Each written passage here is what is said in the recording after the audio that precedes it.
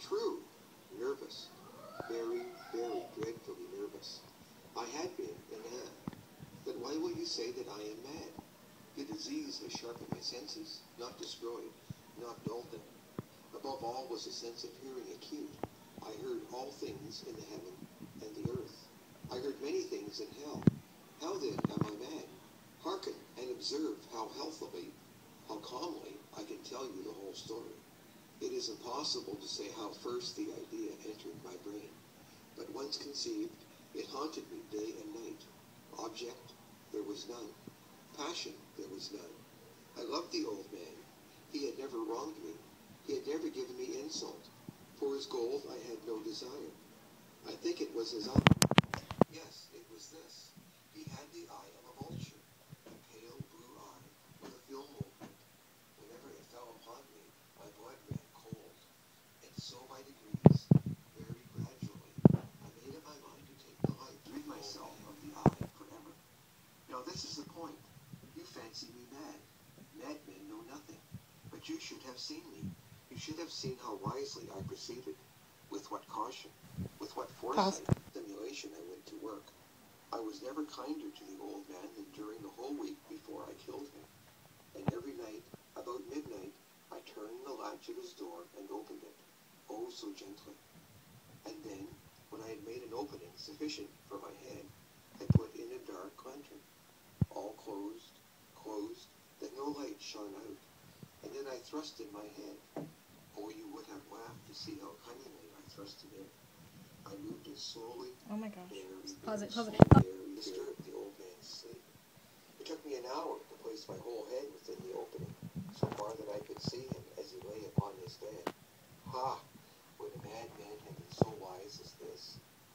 And then, when my head was well in the room, I undid the lantern, cautiously, oh, so cautiously. Cautiously, for the hinges creaked. I undid it just so much that a single thin ray fell upon the vulture eye. And this I did for 7 long nights, every night, just at midnight. But I found the eye always closed, so that it was impossible to be Shut. Sorry. And every morning, when the day broke, I went boldly into the chamber and spoke courageously to him, calling him by name in a hearty tone, and inquiring how he had passed the night.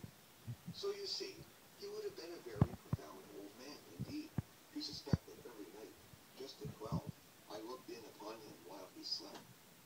Upon the 8th night, I was more than usually cautious and opened the door. A watch's minute hand moves more quickly than I did. Never before that night had I felt the extent of my own powers, of my sagacity. I could scarcely contain my feelings of triumph. To think that there I was, opening the door, little by little, and he not even to dream of my secret deeds or thoughts. I fairly chuckled at the idea, and perhaps he heard me, for he moved on the bed suddenly, as if startled suddenly. Now you may think that I threw back, but no. His room was as black as pitch, with the thick darkness, for the shutters were closed fast, through fear of robbers. And so I knew that he could not see the opening of the door, and I kept pushing on it steadily. I had my head in, and was about to open the lantern, when my thumb slipped upon the tin fastening, and the old man sprang up in bed, crying out, "Who's there?" I kept quite in bed, crying out, "Who's there?" I kept quite still and said nothing. For a whole hour I did not move a muscle, and in the meantime I did not hear him lie down. He was still sitting up in the bed listening, just as I had done, night after night, hearkening to the death watches in the wall. Presently I heard a slight groan, and I knew it was a groan of mortal terror. It was not a groan of pain or of grief. Oh no. It was the low, stifling sound that arises from the bottom of the soul. Like, do I have my eye open? I knew this sound well. Many a night, just at midnight, when all the world slept, it had welled up from my own bosom, deepening with its dreadful echo the terrors that distracted me. I say I knew it well. I knew what the old man felt, and pitied him, although I chuckled at heart. I knew that he had been lying awake ever since that first slight noise, when he had turned in the bed. The his fears had been ever since growing upon him. He had been trying to fancy them causeless, but could not. He had been saying to himself, "It is nothing but the wind in the chimney. It is only a mouse crossing the floor. Or it is merely a cricket which has made a single chirp." Yes, he had been trying to comfort himself with these suppositions, but he had found all in vain. All in vain, because death, in approaching him, had stalked with his black shadow before him, and enveloped the victim. And it was the mournful influence of the unperceived shadow that caused him to feel, although he neither saw nor heard, to feel the presence of my head within the room. When I had waited a long time, very patiently, without hearing him lie down, I resolved to open a very, very little crevice in the lantern. When I had waited a long time, very patiently, without hearing him lie down, I resolved to open a very, very little crevice in the lantern. So I opened it. You cannot imagine how stealthily, until at length a simple dim ray, like the thread of the spider, shot out from the crevice, and fell full upon the vulture eye. It was open, wide, wide open, and I grew furious as I gazed upon it. I saw it with perfect distinctness, all a dull blue, with a hideous veil over it that chilled the very marrow in my bones. But I could see nothing else of the old man's face, or person, for I had directed the ray as if by instinct, precisely upon the damned spot. And have I not told you that what you mistake for madness is but over-acuteness of the sense? Now I say, there came to my ears a low, quick sound, such as a watch makes when enveloped in cotton. I knew that sound well, too. It was the beating of the old man's heart. It increased my fury, as the beating of a drum stimulates the soldier into courage. But even yet I refrained and kept still. I scarcely breathed. I held the lantern motionless. I tried how steadily I could maintain the ray upon the eye. Meantime, the hellish tattoo of the heart increased. It grew quicker and quicker, and louder every instant. The old man's terror must have been extreme. It grew louder, I say, louder every moment. Do you mark me well? I have told you that I am nervous. So I am. And now at the dead hour of the night, amid the dreadful silence of that old house, so strange a noise as this excited me to uncontrollable terror. Yet for some minutes longer I refrained and stood still. But the beating grew louder, louder. I thought the heart must burst. And now a new anxiety seized me.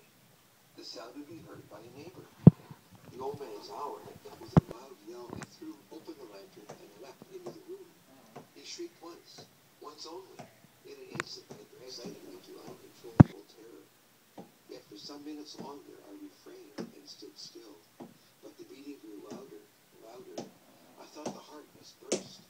And now a new anxiety seized me. The sound would be heard by a neighbor. The old man's hour had come. With a loud yell, I threw open the lantern and leapt into the room. He shrieked once only.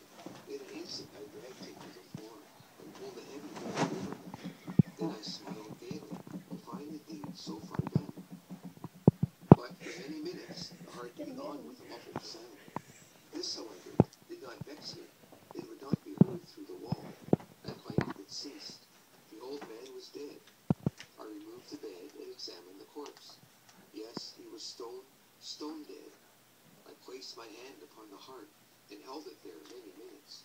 There was no pulsation. He was stone dead. His eye would trouble me no more.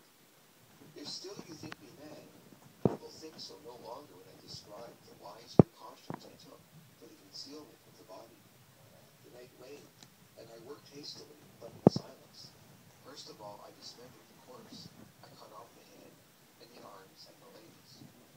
Then I took up 3 planks from the flooring of the chamber, and deposited all between the scantlings.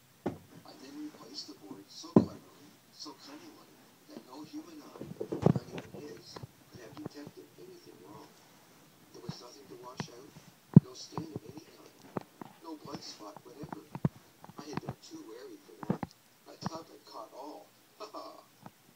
When I made an end to these labors, it was 4 o'clock, still dark as midnight. As the bell sounded the hour, the came a knocking at the street door. I went down to open it with a light heart. For what had I now to fear? There entered three men who introduced... Recording? There, now. What had I now to fear? There entered three men who introduced themselves with perfect suavity as officers of the police. A shriek had been heard by a neighbor during the night. Suspicion of foul play had been aroused. Information had been lodged at the police office. And they, the officers, had been deputed to search the premises. I smiled, for what had I to fear? I bade the gentleman welcome. The shriek, I said, was my own in a dream. The old man, I mentioned, was absent in the country. I took my visitors all over the house. I bade them search well. I led them at length to his chamber. I showed them his treasures, secure, undisturbed. In the enthusiasm of my confidence, I brought chairs into the room and desired them here to rest from their fatigues, while I myself, in the very wild audacity of my perfect triumph, placed my own seat upon the very spot beneath which reposed the corpse of the victim. The officers were satisfied. My manner had convinced them. I was singularly at ease. They sat, and while I answered cheerily, they chatted of familiar things. But ere long, I felt myself getting pale and wished them gone. My head ached, and I fancied a ringing in my ears. But still they sat and still chatted. The ringing became more distinct. It continued and became more distinct. Don't put it I on talked me! more freely to get rid of the feeling. But it continued. Pause it. Okay, Kira, when I go like... But still they sat and still chatted. The ringing became more distinct. It continued and became more distinct. I talked more freely to get rid of the feeling. But it continued and gained definiteness, until at length I found that the noise was not within my ears. No doubt I now grew very pale, but I talked more fluently and with a heightened voice. Yet the sound increased, and what could I do? It was a low, dull, quick sound, much such a sound as a watch makes when enveloped in cotton. I gasped for breath, and yet the officers heard it not. I talked more quickly, more vehemently, but the noise steadily increased. I arose and argued about trifles, in a high key and with violent gesticulations. But the noise steadily increased. Why would they not be gone? I paced the floor to and fro with heavy strides, as if excited to fury by the observations of the men. But the noise steadily increased. Oh God, what could I do? I foamed, I raved, I swore. I swung the chair upon which I had been sitting, and grated it upon the boards. But the noise arose over all and continually increased. It grew louder, louder, louder, and still the men chatted pleasantly and smiled. Was it possible they heard not? 3. Almighty God! It's kind of not playing. What? It's not playing. Grated it upon the boards. But the noise arose over all and continually increased. It grew louder, louder, louder, and still the men chatted pleasantly and smiled. Was it possible they heard not? Almighty God, no! No, they heard, they suspected, they knew. They were making a mockery of my horror. This I thought, and this I think. But anything was better than this agony. Anything was more tolerable than this derision. I could bear those hypocritical smiles no longer. I felt that I must scream or die. And now again. Hark! Louder, louder, louder, louder. Villains, I shriek. Dissemble no more. I admit the deed. Tear up the planks. Here, here. It is the beating of his hideous heart. End of The Telltale Heart. Finally. Lawrence. January. Oh, careful, careful. What time? That's is it? all.